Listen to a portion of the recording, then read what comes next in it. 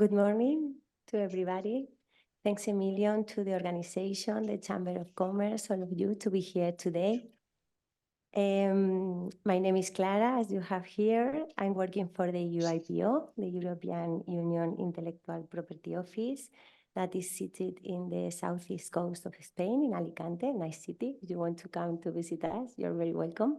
The idea is to offer you the possibility to know a little bit more about the Africa IP Helpdesk. That is a project that supports these little and small medium enterprises or individuals that want to invest or develop their business in Africa, and give you a hand to know a little bit about IP rights and how to go there and perhaps contact people, be in a nice environment to achieve your objectives, economic objectives, and develop your business. This project, what I'm working for, in real life, I'm working for the operations department, but I give a hand also to another department that has this project. And it's interesting because it's focusing in IP, all the trademarks, patent, designs, all type of rights, and target these little enterprises that need a hand. They want to offer this possibility for free. So you will know, I will talk about the project more in advance, but more or less to let you know what is this for. These details that we have there are some details obtained for my colleagues of the Observatory and Force Department. And it's just to give you an idea that the 99% of the small and medium enterprises are European business. So what we know about these details is that only the 10% of these enterprises own registered IP rights, which give us a part of the other details, another information that is that there are 90% of companies that maybe didn't protect their assets. And this is something that we think that we can work with. And perhaps these people, it's possible that they don't know how to do it. So we try to give an orientation about how to do it, how to start this way, because our role is not to give them a proper legal advice, because for that there are specialists, experts in IP, like Ivan, for example, that can give you another vision and more professional way of doing things in a proper way, because what we can do is to give you an idea or give you this hand to start this way. Let's say like that. What you can see in the next slide, please.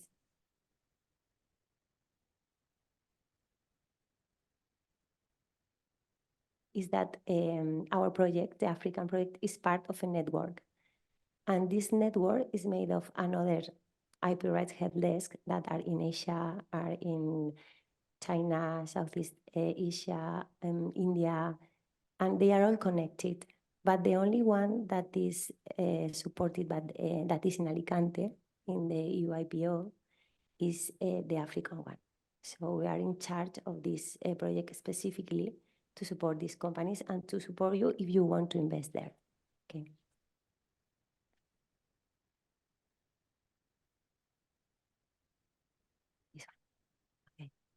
In Africa, it's not an easy way.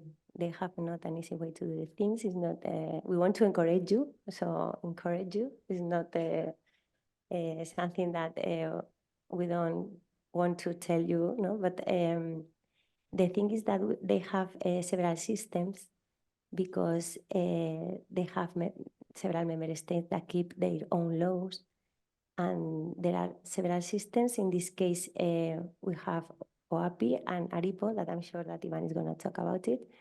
And one, they are developing all the system in French, another one in English. And then the companies that want to go there, it depends in which country they want to develop their business or what they want to do, they have to refer to a system or another. So it's not easy. It's not like the European Union, where you go to the EUIPO, you go to the website, and you know with one registration, you can register your trademark or your design in the whole Europe, paying only one tax. in Africa, you have different systems and you need to take into account several details.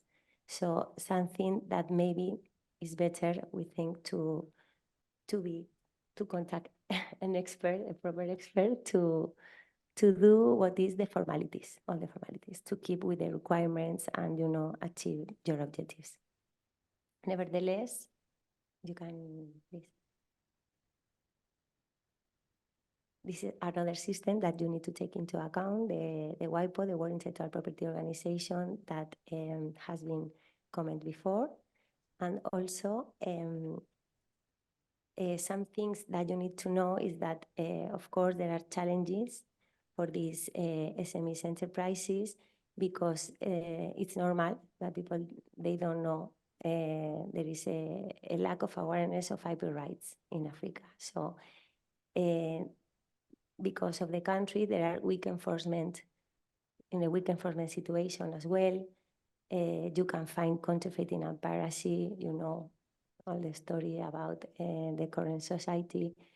There are political challenges that you need to take into account, and there are expenses and procedures of registration, like in every system. So to know all this, independently that the UIPO can help you and give you some information, I insist always that you need to contact an expert. There are experts working from Europe that have contact theirs, and the UIPO, what can provide you is also a platform where you can have networks and participate in matchmaking events that I will explain you later. And then you can be more comfortable and meet people that, for example, are in the same situation that yours. The main benefits to protect your brands in Africa, for example, could be that because there is an increase of products and demand in the EU market could be interested, because nowadays you can find food coming from Africa, you can find cosmetics, for example, coming from Morocco, there are very nice wines in South Africa. So there is a part of business that we need to know, and it's interesting to learn more about that and the possibilities that you can find to start or to develop your business there.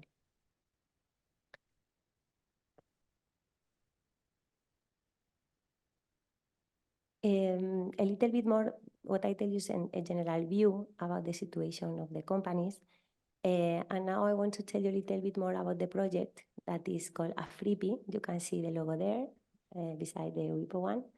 And it's just, as I told you, a new project implemented by WIPO. So the scope that we know is to help you. You are part of a small and medium enterprises. We're going to be there to support you, and we're going to be there to give you as much as information as we can. And even if it is not, cannot be called as a legal advice. Okay. And these are the 3 pillars you can see of the things that we can do for you. We have a helpline that you can contact us. I will give you the details later, through email, by phone, or you can also send us whatever message, and we're going to be there. There are also platforms, social media, and you can contact us whenever you want. There are also IP materials on the website that you can check information, general information about trademarks, designs, plant varieties, copyright. You can enter in the website that I will give you later, and you can see all this material published that you can download it for free. And we can offer you information about events and trainings that we offer also for free. And you can do them online, or you can go also to the place if you want. For example, you know that last year there was one in Kenya, another one was online, and we have been in Riga as well in September.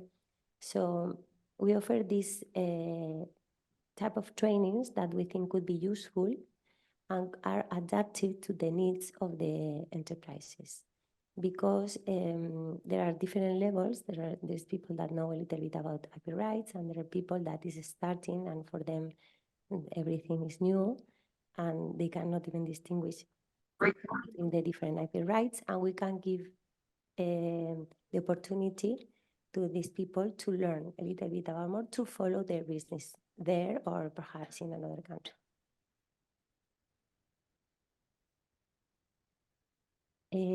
The way of working that we have in the helpline, that is our main tool, is very easy because, as I told you, you can contact us in an easy way.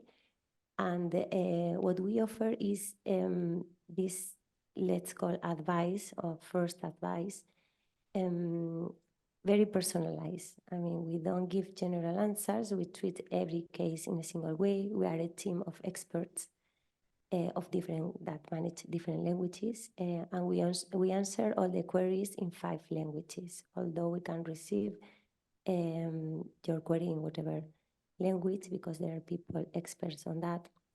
But we reply in English, are the languages of the office, which are English, French, Spanish, Italian, and German. And we give this answer in 3 working days. So we have this compromise to be quite fast in order don't let you wait there too much. And we try to treat every case in a specific way, and of course everything is for free. So there is no tax, there is nothing to pay. So it's just. And then these are the 3 main topics, the 3 main queries that we receive. Just to give you an idea, cross IP refers to different mixed types of IP rights. It could be IGs, it could be plant varieties, it could be trademarks, designs, or copyright, as I told you. So it's a mix of questions that sometimes in one question we receive several ones, and we try to cover all of them. But trademarks is the main one, probably because the office is well known for that, for designs, and also some of them about enforceability that we always suggest to contact professionals, lawyers, attorneys that are experts on that. And this is a little bit a diagram just to show you how are working things and the destination countries. As you can see also what I told you, how many questions, more or less a little bit, the percentage of questions of patents that we got, although the office is not in charge of patents, but because all the experts more or less are experts in IP in general, because they have a master course or they have a really good preparation, previous experience in IP Helpdesk. So we try to answer as best as possible all these queries, and these are the percentage. As you can see, the majority of the questions are about trademarks, as I told you before. And the other ones are the countries. You can see the percentage of the ones that are more economically developed there.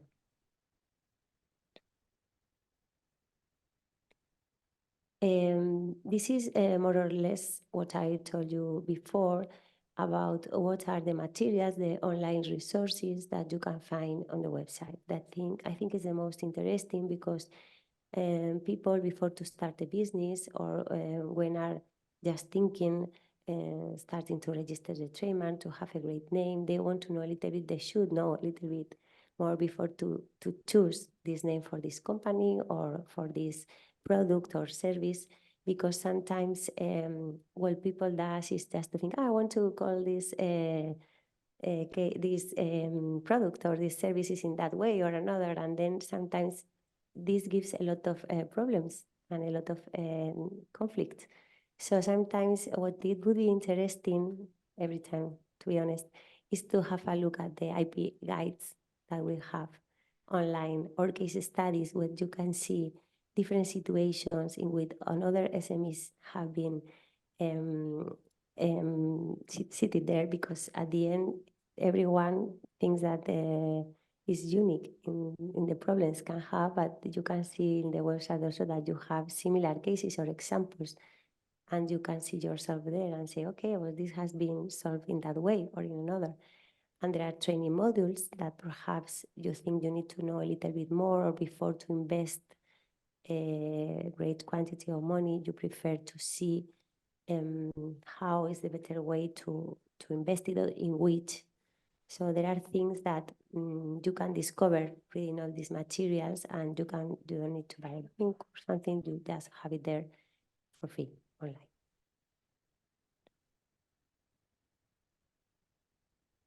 This is more or less last year's results that we have, and what is the things, because the project started in 2020 and finishes this year in 2024, probably will be renewed, and this is more or less a summary of what we got. And we had 50 country fact sheets, so we received from different countries different queries. We had 12 case studies and IP guides that we try to solve between ourselves in teams, and 17 online training modules, which is quite a good number of results. This is just to give you an example of the study cases we have about little guide protection of IP protection at the border, that I think maybe if you can have a look and could be interesting online. It was just an example. And these are more or less the trainings that we had. Normally, what people is very interested in going, I'm going to talk about the matchmaking, that we offer the possibility to participate in kind of events where you can find other companies, where you can exchange your details, you can ask for the different experiences. In the majority of the cases, there are many stands. Sometimes we have also a stand to explain and to give information, to offer this information.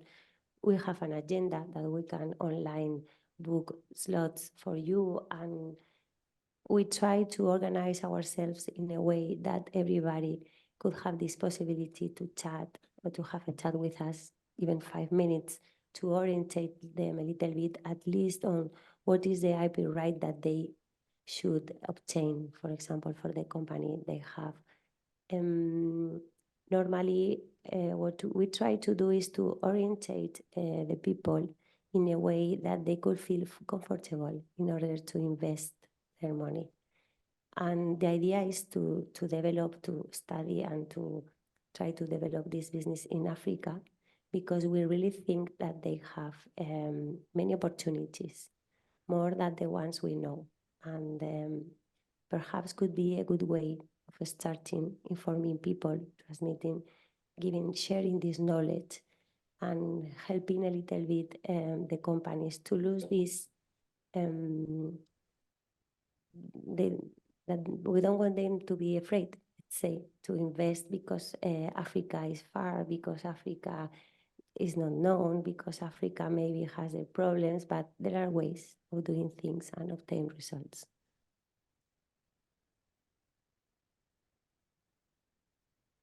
This is, again, the results of what the matchmaking events we participate, and the 37 training events, and the 1,000 stakeholders reached, because we try also to put people in touch, put the companies in touch, and try to organize as many events as we can, try to offer this possibility. We can also organize events in Alicante, offer the possibility to do courses in Alicante or participate in them, in these courses. People that they can follow online. So the idea is to give as much as possible opportunities to everyone. This is our details. You can check our website to find all the things and to check if all the things I said is true, if they are true. And this is our email. You have my name, so in case you want to contact me or our team, this is what I told you about LinkedIn, Twitter, where you can follow many news, the Facebook, all the social network that we have. You can be part of our group and contact us. And if you want to visit Alicante, you are more than welcome. I hope to receive from you your news if you want to invest in Africa. And I think, of course, Ivan has many more suggestions and interesting information to share with you. But if I can help you, I'm at your disposal anytime. Please contact me. There is no problem. We can give you a solution for whatever thing that we think you need. So I hope you find this interesting and it's going to be a good contact for you. Thanks a million for being here and to listen to me. Thanks. Okay, thank you. Thank you so much. It's my pleasure to be here. And first of all, I would like to thank the Minister of Commerce and also the Bulgarian Patent Office and of course the Chamber of Commerce for your welcome and warm words. It's always a pleasure to be here in this kind of cooperation projects with such a wonderful and great team in WIPO. I do appreciate the project manager efforts and of course being here with Clara is an honor for me. So thank you for that. Thank you all, because for me speaking here in such a super nice city like Sofia, which by the way is the name of my daughter also, and talking about Africa is always nice. So, and it sounds a little bit strange to talk in the north of Europe about the north of Africa, but as my predecessors state, is clear that the geopolitical situation in Europe in general recommends companies to expand their business and to explore new territories. And of course, Bulgarian companies are very much familiar with some countries in the north of Africa, but I think that not only for Bulgarian companies, but for all companies in Europe is highly recommended to explore and know a little bit more about north of Africa, which is the focus of this event. And IP must be always very much linked and close to the business strategy. So that's why we are going to talk a little bit about IP. So this is what we are going to see today, but for me, the most important part is in the end, or will be at the end. I would like to discuss with you any doubts, any practical doubts you have, or you may have, and of course, if you want to discuss about a particular business, how would the best strategy be, we can discuss about it, okay, openly and lively. So this is what I think will be much more important and much more relevant. But first, we will say a few words about why protecting IP, what are the basic types and advantages about protecting IP. We will say a few words also about the north of Africa, and then we will enter in a little bit more of detail onto those 5 countries you can read there. Okay, please. So first, which is the reason behind IP? Because companies might be creative, companies might be competitive, but maybe they don't need to invest money in protecting IP. So why is it? Why should we look at as IP as a truly and key competitive tool?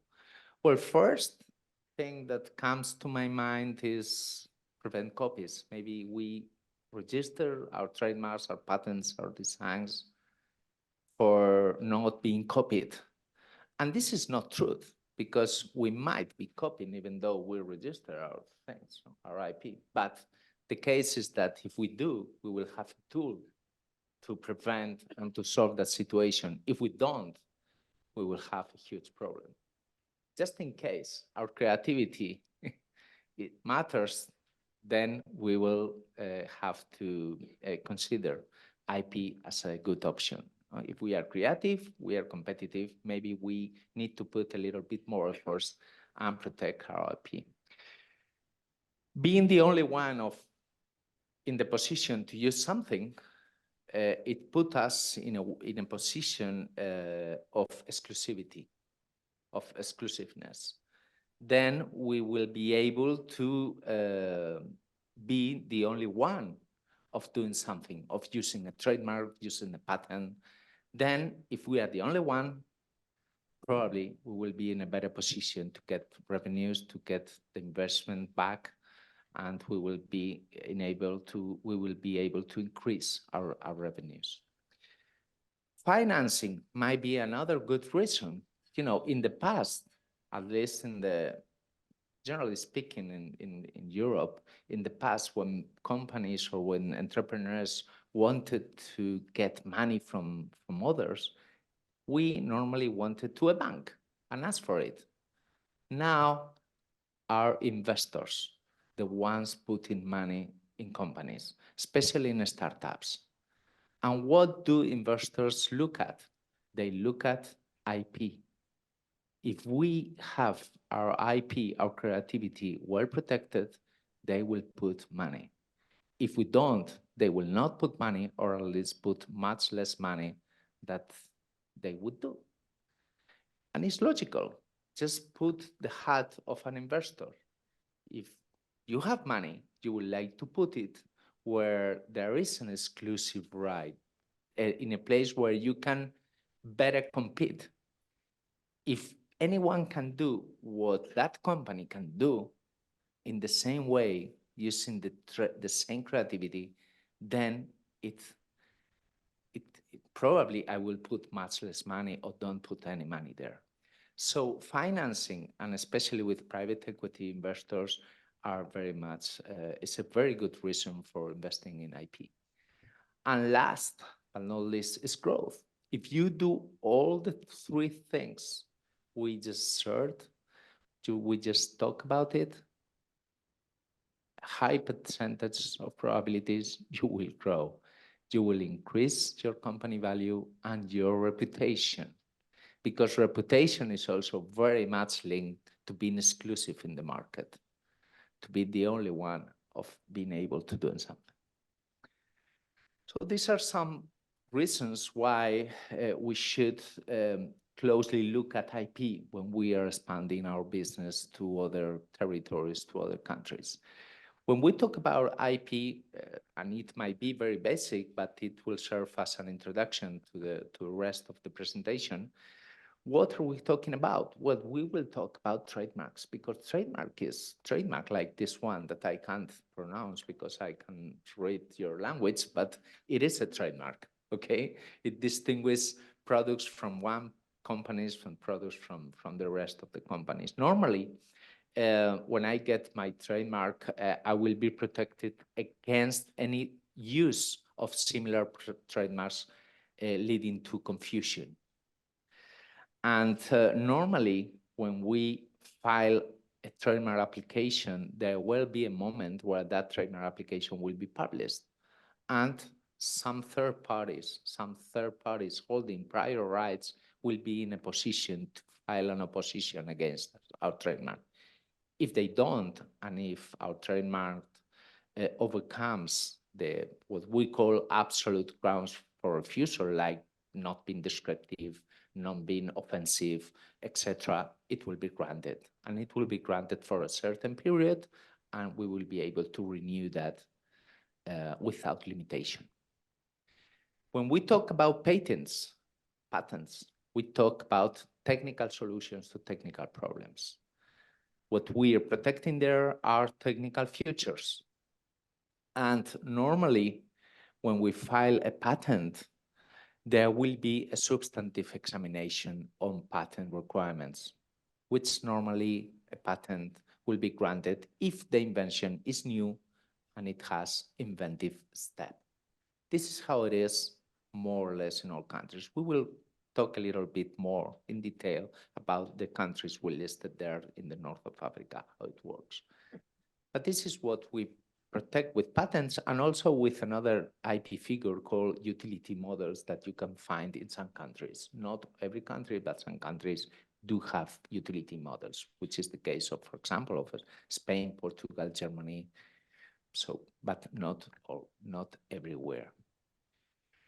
Designs. With designs, what we are protecting is the appearance of the product. We are not protecting the technical features. We are not protecting a function. We are protecting the appearance, how it looks, how the chair looks, the shape, bottle, whatever product, glass, whatever, designs. And copyright. Copyright, we are protecting the materialization of an idea. It might be something linked to art, maybe a book, maybe a sculpture, but maybe not. Software is protected by copyright. Databases are protected by copyright. So we have to consider that not only art is protected by copyright. And in some regions, copyright protection is expanding its scope to even industrial products.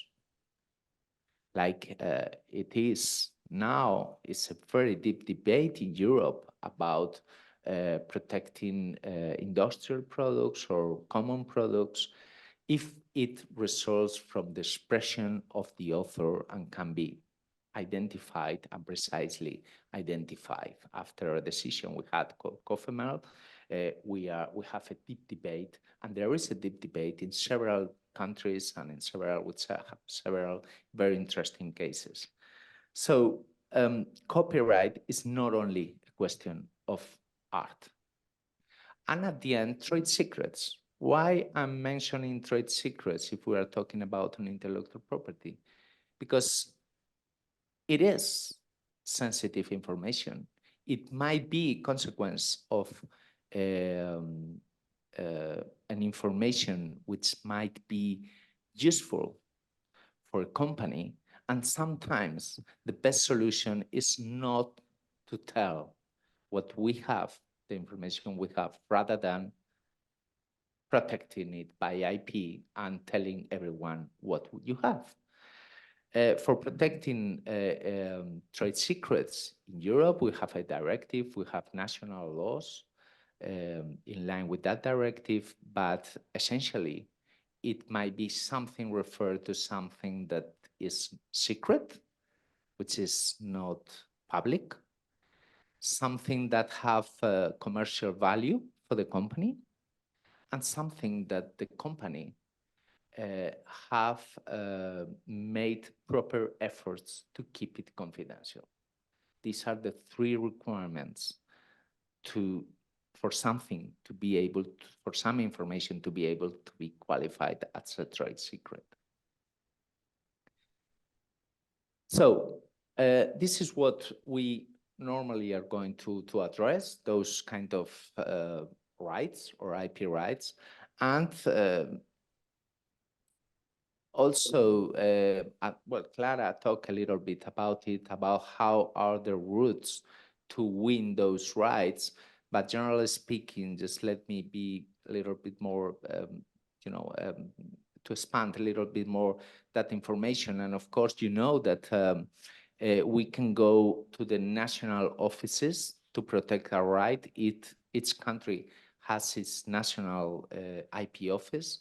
There are also regional offices, like is the case of WIPO for all the European Union. We can protect our trademark or our designs just with one file there and one registration, and it will have a unitary effect in the whole European Union. We have other regional IP systems in Europe, like Benelux, where Belgium, Netherlands, and Luxembourg are protected within the same IP regime. With one registration, we will have protection in those three countries.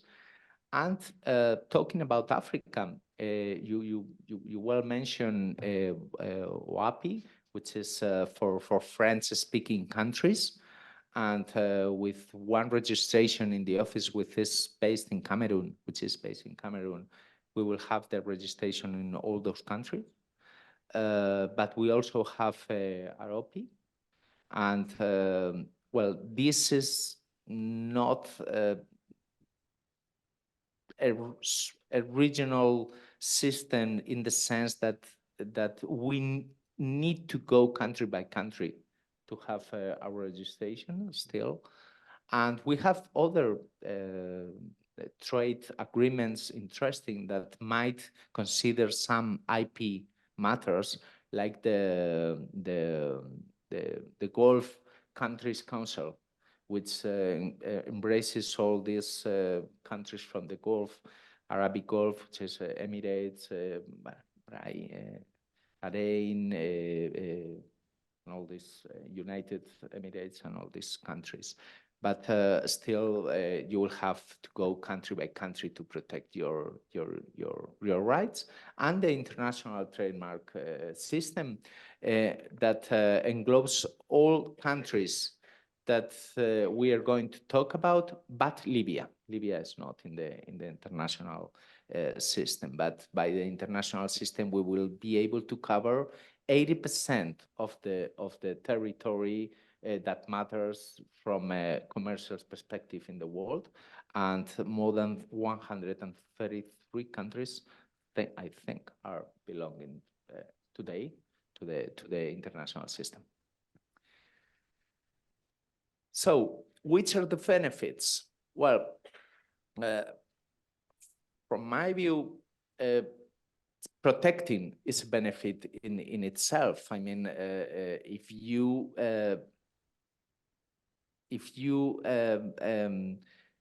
are creative, if you put money to be different from your competitors, the logical thing to do is to protect that, trying to be exclusive. I mean, trying to be the unique one to do that, no? To use that patent, to use that trademark, or to use that design. Another very interesting thing is the freedom to operate. I mean, when you check your IP rights and when you protect your IP rights, you normally will be free to operate in a certain jurisdiction. It doesn't mean that it is 100% guarantee, because you might be infringing previous rights. But of course, if you did your preliminary research and if you are certain that you have the right, it's very important to have this freedom to operate, because you can then avoid future problems. And litigation might be expensive in some countries. It happens in the United States with patents. We normally perform a lot of freedom to operate studies, because litigation in the US is really expensive and dangerous, and so you have to make clear that you can put a certain product in that territory. You know? So freedom to operate is also interesting, but of course it will make you much more visible,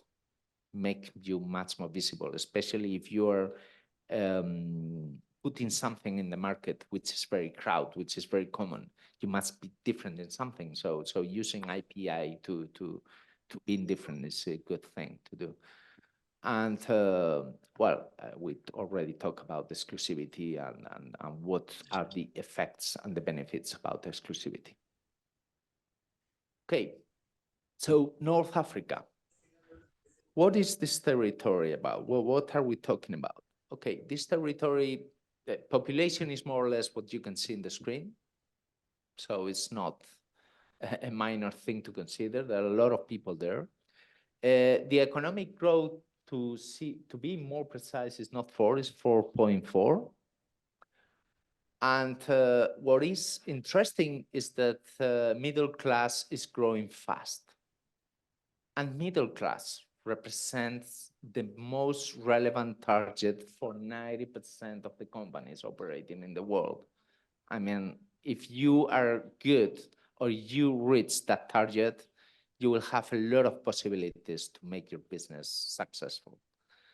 And there's also this free trade agreement happening in Africa that was approved after in 2019, and today 54 countries, if I remember well, are members of ACTA.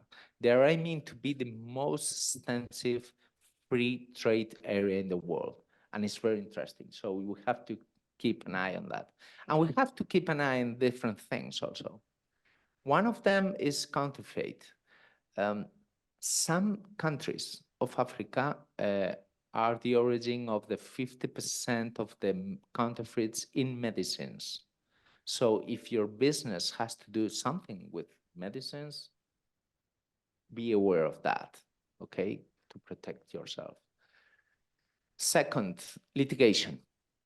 Litigation from our perspective, when I say it's our perspective, I'm talking about, I'm just sharing a personal view, representing American companies, Chinese companies, European companies in Africa.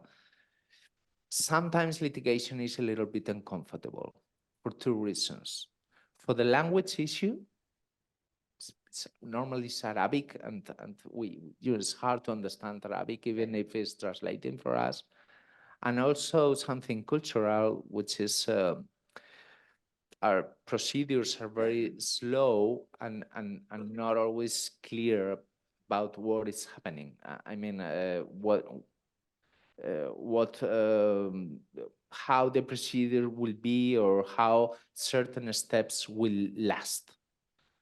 Okay, but this is a question of understanding. It's not a question of that the laws are not clear, because they are clear. It's a question of our understanding.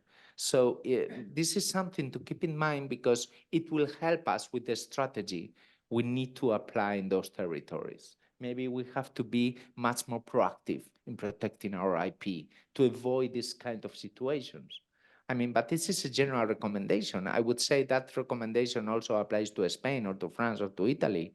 I mean, I prefer to be the owner of my trademark, not having to challenge third registration on someone who registered my trademark in that country. So it might be a general comment, please. Thank you. Okay, so these are the specific territories we are going to focus our comment. I'll say a few things about these countries. I imagine, Clara, that we are going to share these presentations, are we? I think so, no. So you'll have it, but I'm not going to enter into detail of each law in each territory, but just to comment a little bit about each territory going through trademarks, patents, and designs, okay? And after, if you have any kind of doubts or do you want me to expand any or clarify any comment, please ask. Okay, Algeria, I put them in the alphabetic order. Okay. So is the fourth largest economy in North Africa. It's really interesting country. Of course, we have there the challenge of the language, as I said, but they also are very much familiar and they use French. I will say that petroleum is one of the main industries, and natural gas. Of course, it's given the geopolitical problem with the war with Ukraine, it's an opportunity for them. We import raw materials. 50% of our importation from North Africa are raw materials. When I'm talking now about Bulgaria, and 40% of the things we put there are consumers' products. So for those companies somehow linked this natural resources, is very good country to look at, of course.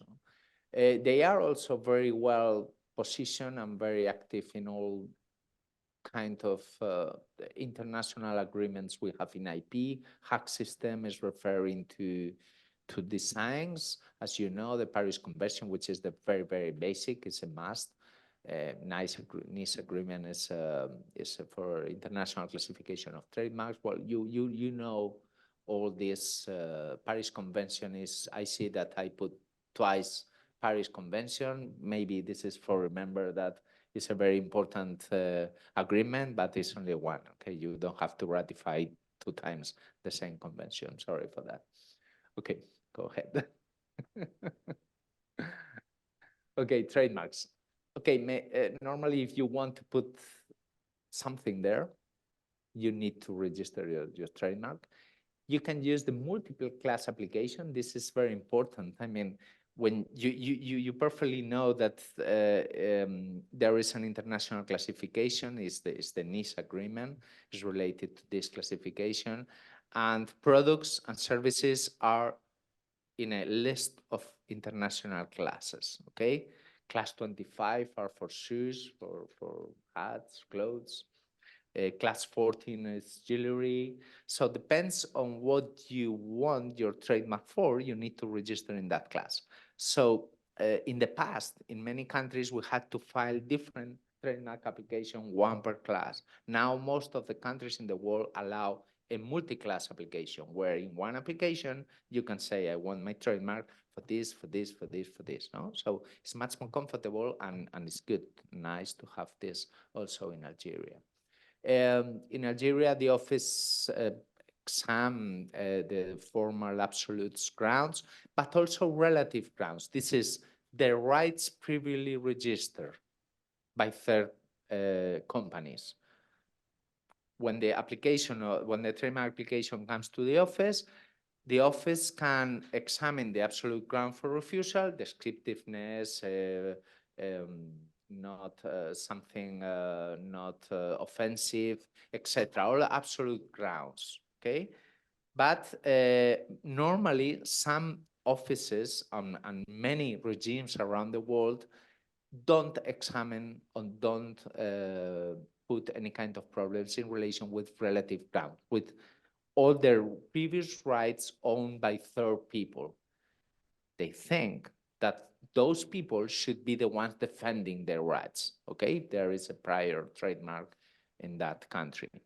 But many countries still also say to the applicant, no, you cannot register this trademark because there is another one that has another one that is very similar to you, okay? This is a deep debate, you see, if it's good, bad, right or wrong. I mean, it's an option. For me, it's not bad, good, it's just an option, but it's how it is in Algeria. So the office might object our trademark application if the examiner in the office finds that there is a previous right conflicting with our application. There is no opposition procedure here. So if I am a previous owner and the office doesn't object the second trademark, I will not be able to file an opposition, but I can cancel that through court action, maybe. We have to use our trademark and make evidence that we are using it for renew our trademark, right? Once it's registered. And if I didn't use my trademark in Algeria, in 3 years from filing, it might be canceled. And I can use the international path, the international trademark application for getting or winning a trademark right in Algeria. Okay, good. Patents. Okay, we have this law. It's from 2003, and we can directly file a patent in Algeria or come from a PCT application. As you know, Patent Cooperation Treaty is an international treaty which was signed back in 1970, and it allows applicants to just with one filing before one office get protection, get a filing in many member states. And then at the end, you have to land into those regions, in those states to get your patents right. So it's good that this is a positive route for validating our patents in Algeria. Patent requirements are novelty and inventive step, like many countries in the world. And if the international search survey is positive within the Patent Cooperation Treaty, and many patents in the world coming to Algeria comes through that route, the office in Algeria will normally grant the patent directly. They will not re-examine that, which is good news. So it is compulsory to use the patent there. If not, a compulsory election system may be activated. And there are some formalities that we have to follow. Each country, especially in Africa, has its own formalities, and it's very important to be well informed to get your right there. And some of these formalities are related to the power of attorney. Sometimes you need a single signature is okay, but sometimes you need to legalize it before the embassy and do certain things. So take care and put an eye on this. Okay, please. And designs. Well, designs are also an option there. Of course, you can file it directly or claiming priority from foreign country, design application or registration within 6 months from priority as the Paris Convention states. And the protection term is 10 years.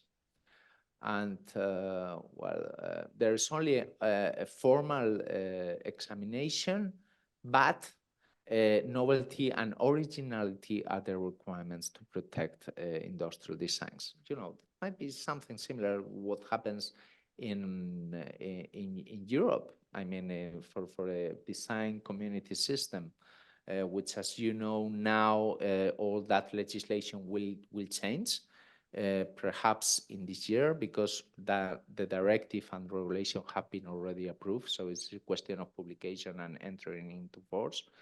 And we have a system where we don't do substantive examination on novelty and individual character in our case, which is similar to originality.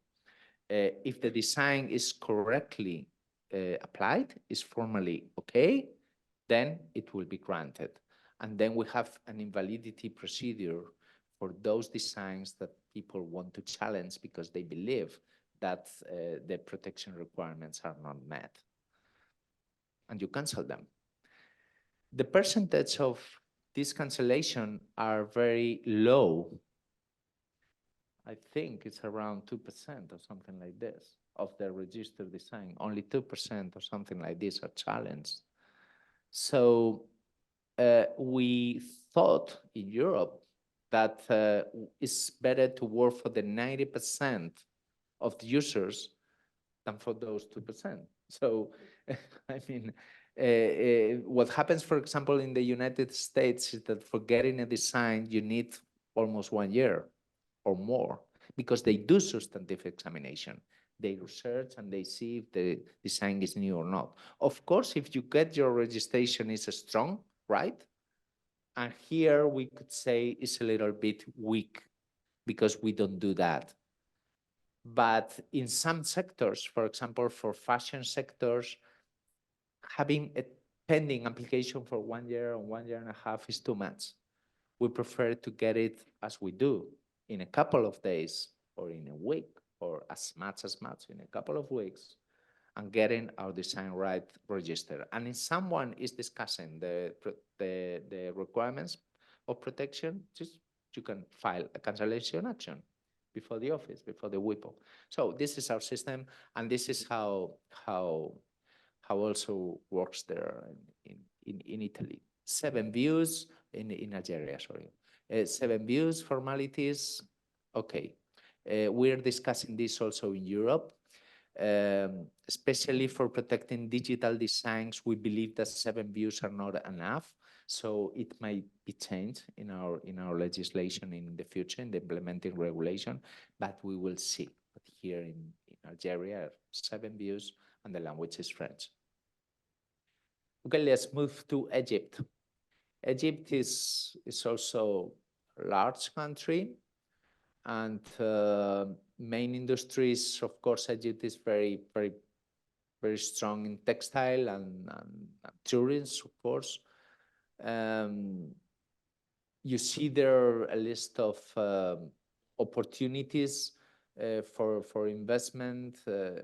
Of course, water treatment is a huge thing there in Egypt. So if you have experience in this industry, is good opportunity. Of course, agriculture and digital transformation also. They are taking interesting initiatives in this scope.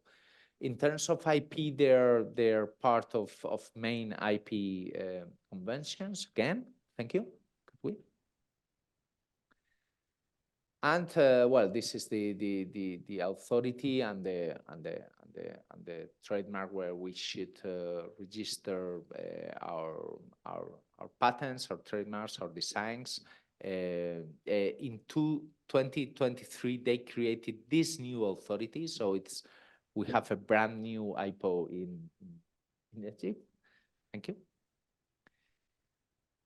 And we have also this interesting point that I would like to expand a little bit, and is this registration, in this register. This is like a commerce or business register where we have to be registered. We have to, if we want to do business in Egypt, especially linked to this kind of business that you can see in that list there. No, there are more, but these are the main ones I try to reflect in that slide.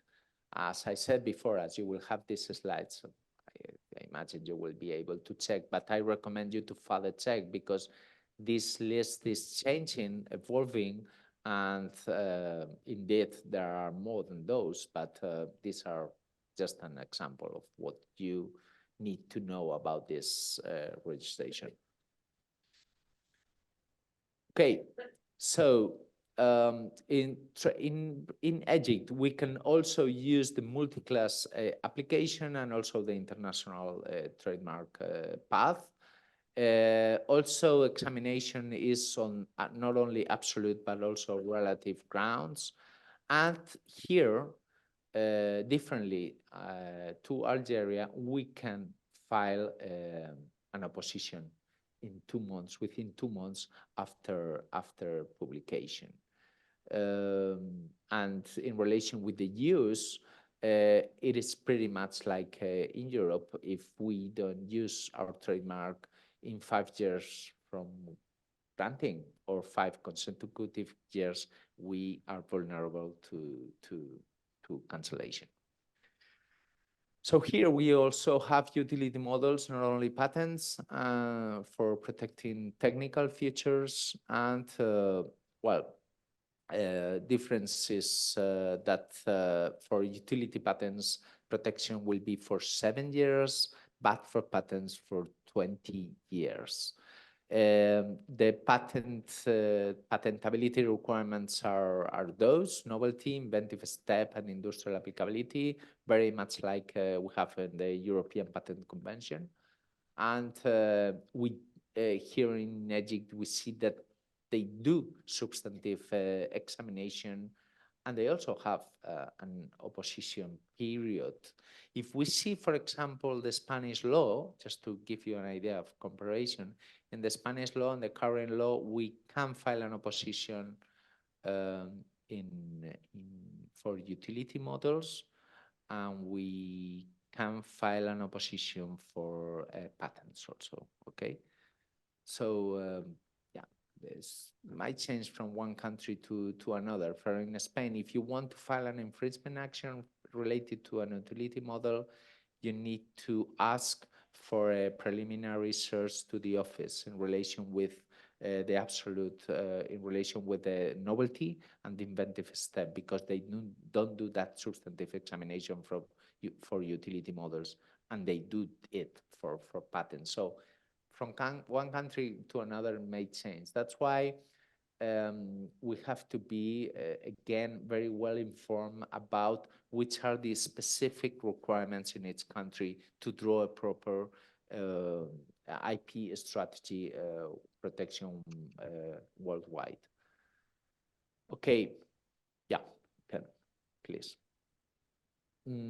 designs, again, we can do and we can protect designs in Egypt, both directly, also using the hub system, which is an international system similar to the international trademark system. And they do examine the novelty also, so they do substantive examination, and that's why the registration period normally is about 15 to 8 months after the filing date. And you can also file an opposition within 2 months from publication for designs. Okay, there are a list of formalities. I'm not going to enter in each of those. Again, you will have these slides, and I think that you can check. But please think that this might evolve and this might change from time to time. Thank you. Morocco. Okay, Morocco is, as you know, in the very, very north. It's just below Spain. They do a lot of, well, the working language there is French, and they have a lot of agriculture products, textile. They do a lot of chemical products also they provide. And in fact, many of the Spanish traditional industry is doing business in Morocco as providers, as truthfully as faithful providers. So I think it's good. It's a good opportunity. They're very much familiar with European standards. So there are a lot of opportunities also in the real estate and renewable energy industry.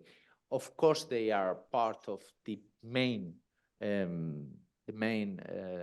IP international agreements, and they allow, in terms of trademarks, multi-class applications, and also they are part of the international trademark of the Madrid Protocol.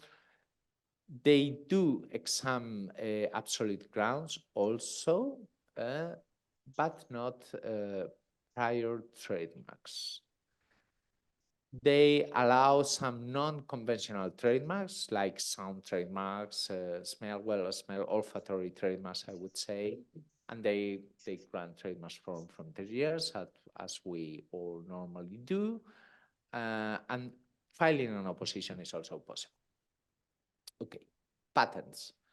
Patent system in Morocco is quite similar to European standards. Well, in fact, I think that they are part of the European Patent Convention, so they must be.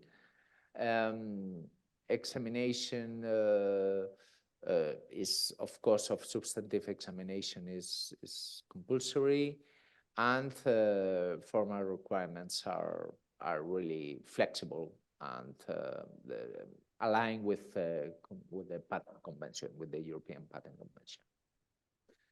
And also in designs, we can go there through national or international route. They allow multiple application of designs, which means that you can put different designs in the same application, up to 100. They examine they have the absolute novelty requirement, but they do only formal examination, and they can also, or they allow also for deferred publication.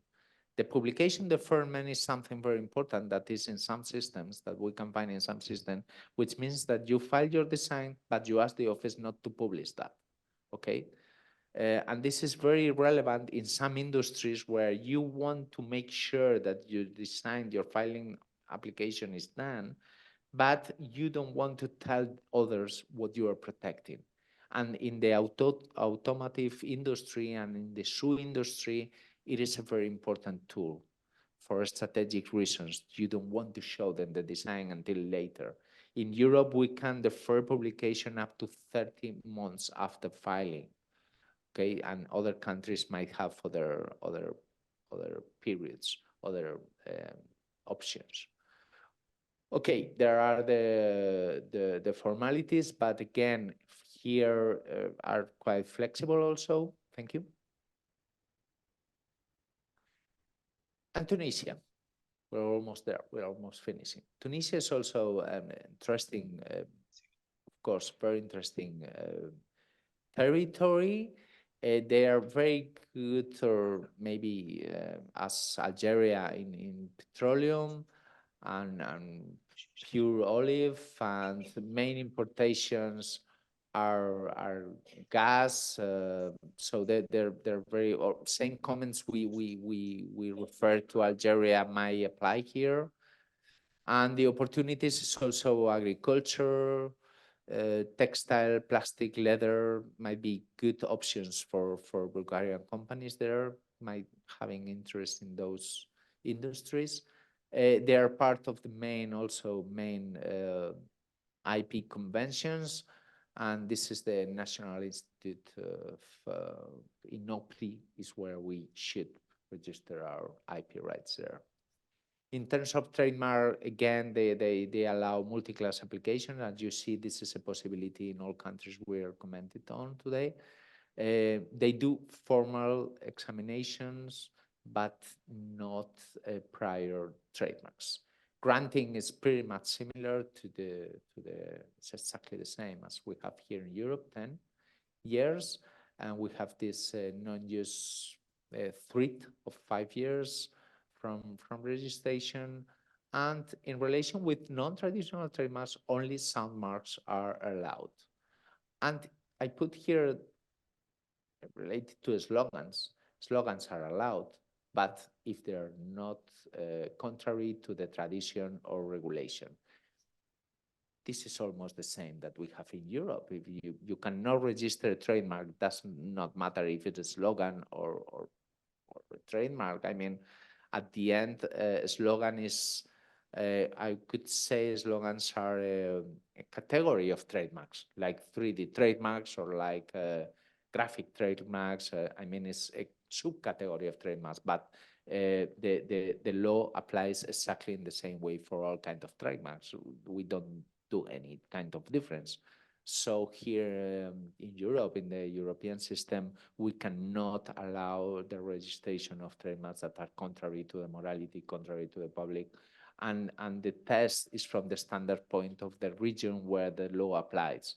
So it's logical that we have the same thing in Tunisia for slogans, and I imagine that also for trademarks.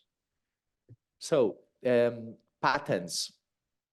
It's more or less the same we said for the rest of the countries, but here examination is only formal examination. No substantive examination is granted. And registration process is around 15 or 18 months from filing.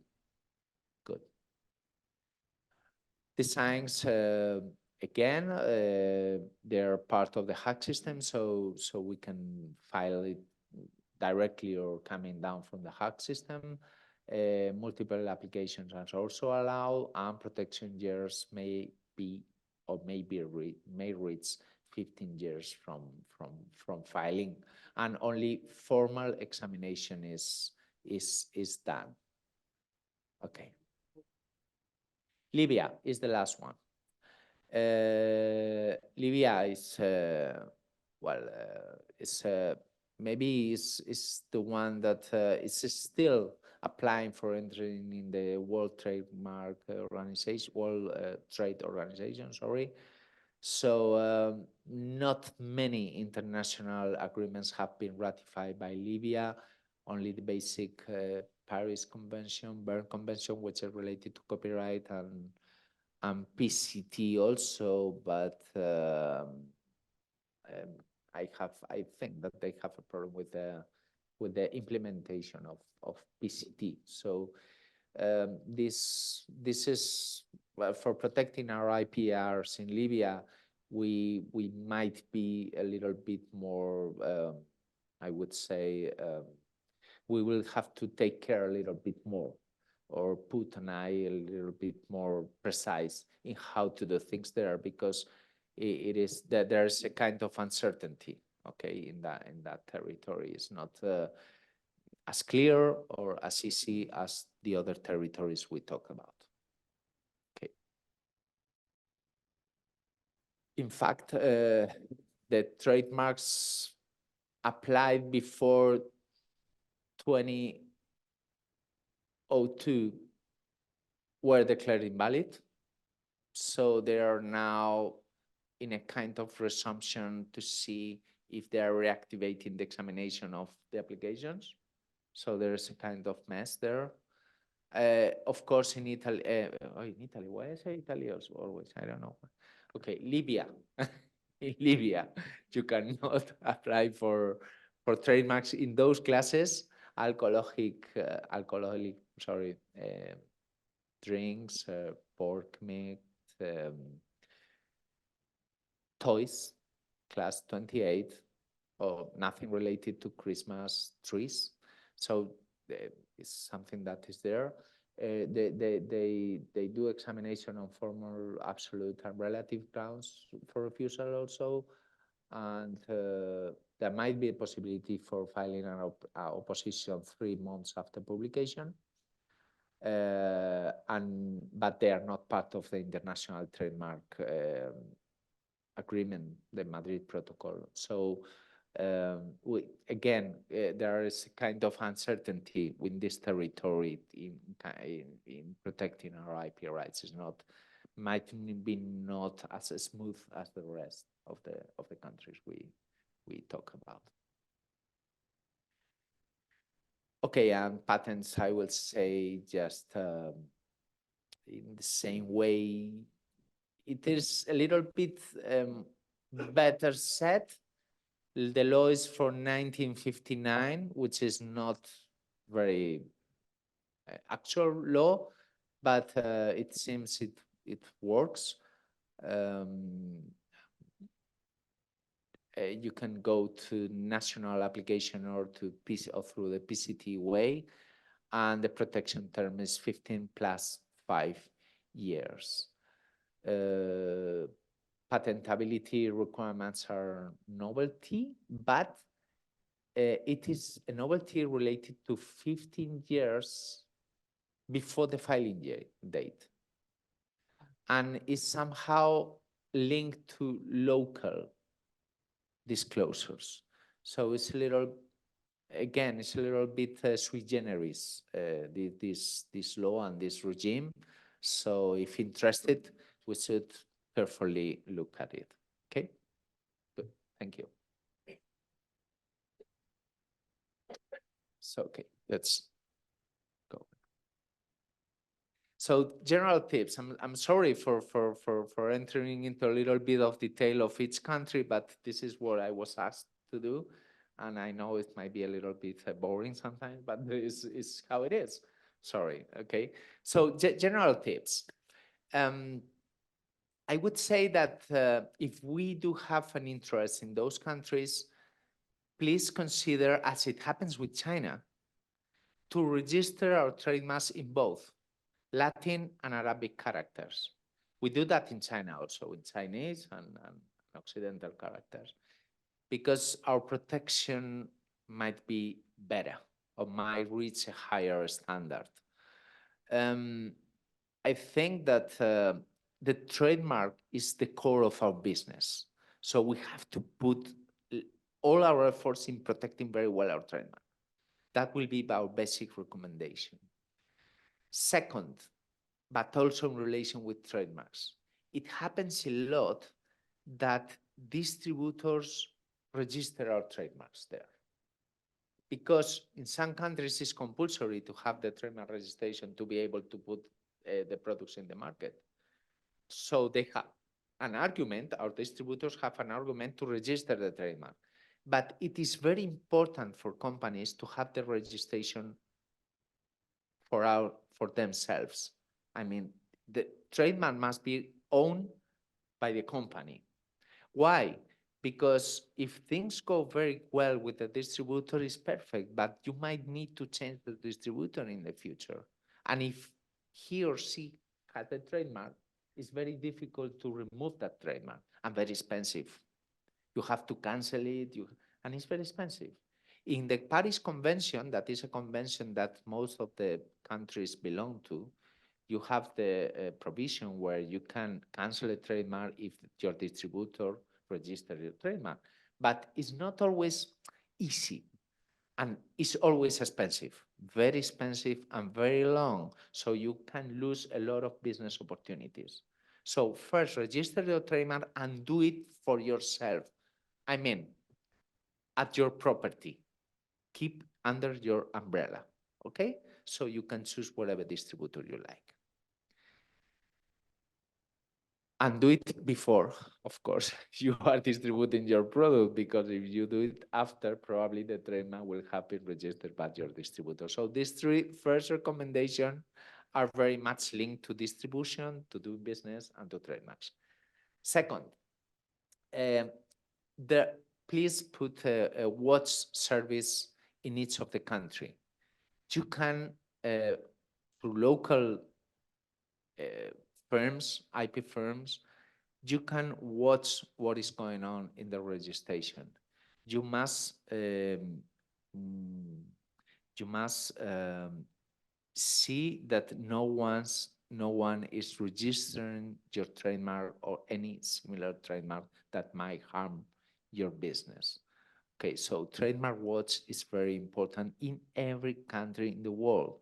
There are services for global watches, but some of these services or some of these companies don't reach certain countries, not only in Africa, but in other parts of the world. So please check that when you use the watch service, your country or the countries you are interested in are included in that service. If not, go directly and try to implement a watch for that territory. Today, at least what we do with global brands is also a global online watch.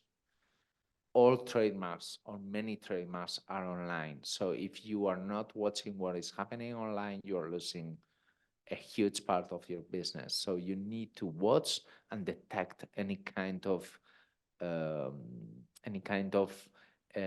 infringement or potential infringement of your trademark. In fact, one of the cases we're going to show now, I'm going to share with you 3 or 4 cases that are the most common cases we're having in the north of Africa.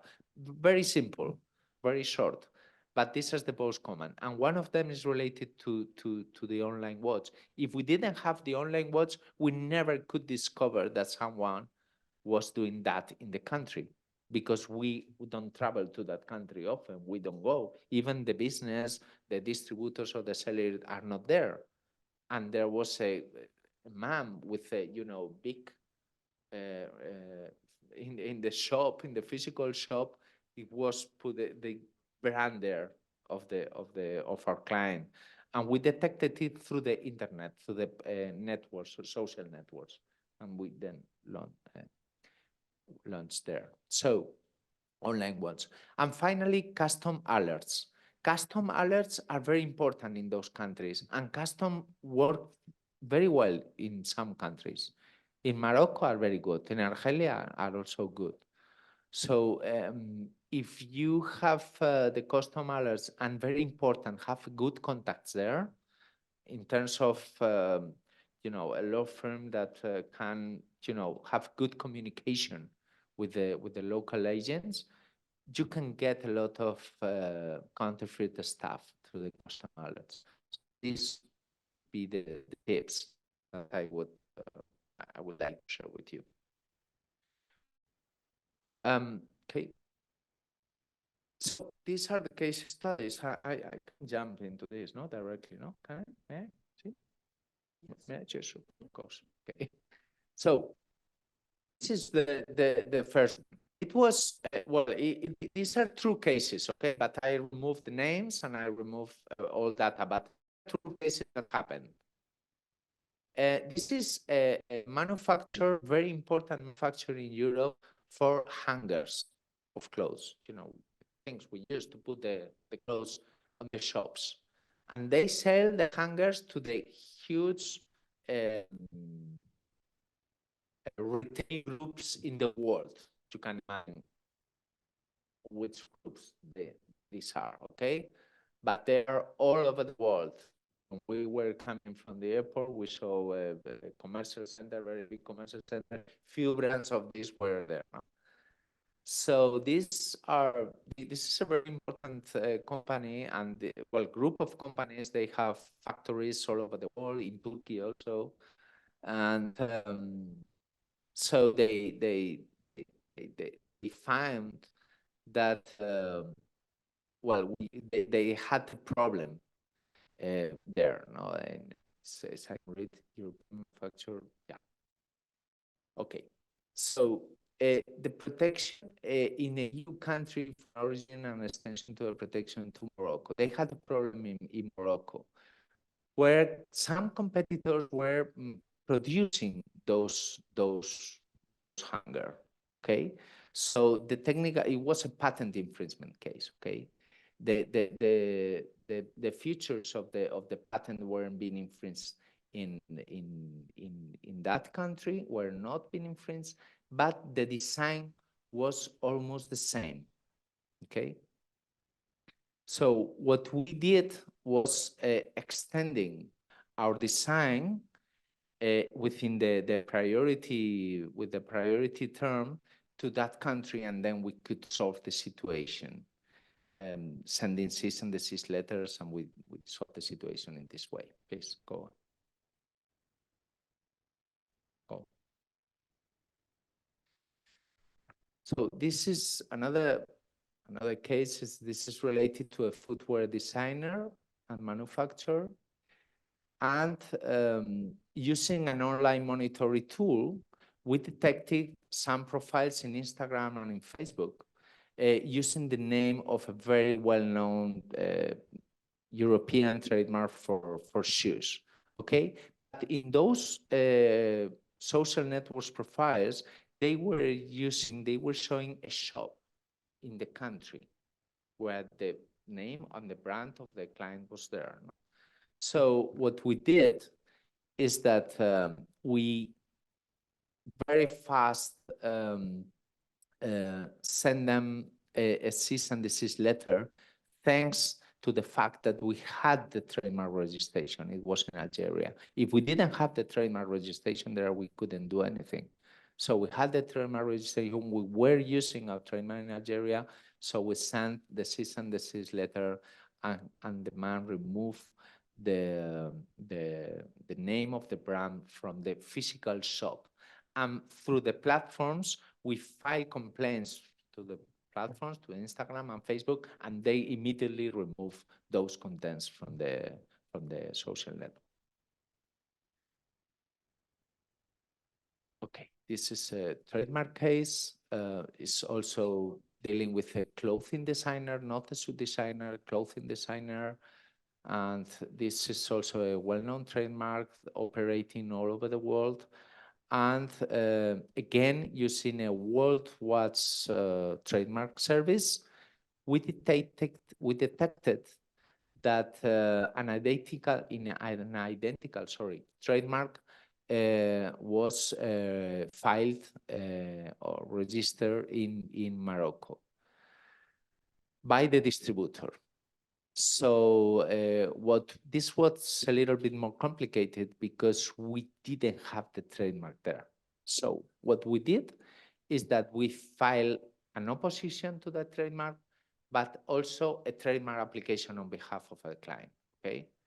So the trademark application was registered because no opposition was filed by the distributor.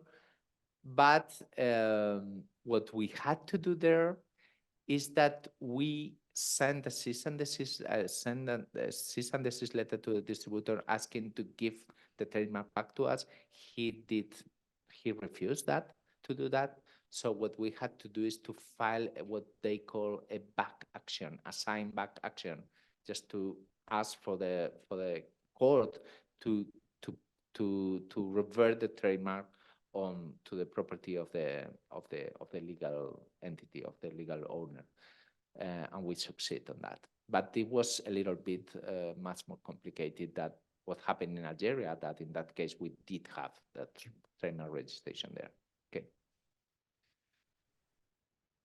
So these are the cases I wanted to share with you because I know they're very basic, but this is what normally happens there. I mean, you might have other complicated situations, but this is 90% of the cases are related to someone who registered your trademark, and normally that someone is your distributor. So this is what normally happens. So main recommendation is information, being well informed, and proactivity.